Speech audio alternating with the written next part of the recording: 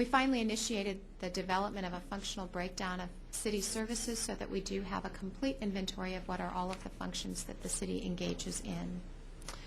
The city has been deliberate in its design of the managed competition process. At every step of the way, we've engaged the labor representatives and the employee unions. As the mayor mentioned, to date we've had no fewer than 68 meetings on the program that began with the negotiation on the ballot measure, continued with discussion of the implementation ordinance, and finally to request union input on the managed competition guide. The managed competition process starts with the business process reengineering process.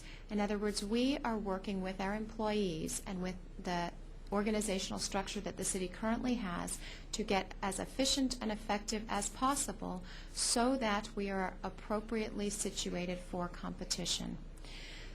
Through the BPR process, departments develop their most efficient government organization.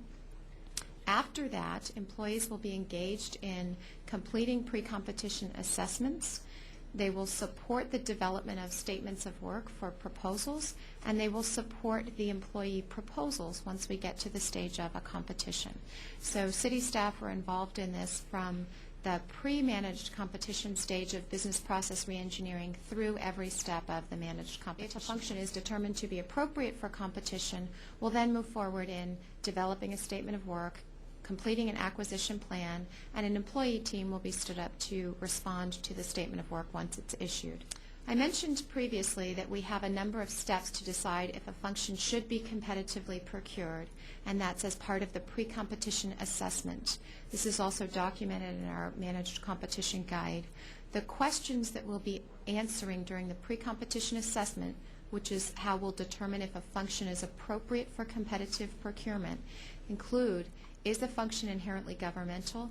Does a competitive market for the function exist? Are there significant legal limitations to having an outside provider provide a service? Are there efficiencies to be gained by competitively procuring, or is the city already the most efficient provider?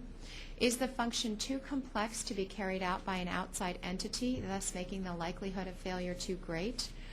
And would failure of performing the function appropriately be too detrimental for the public welfare to proceed with a competitive procurement?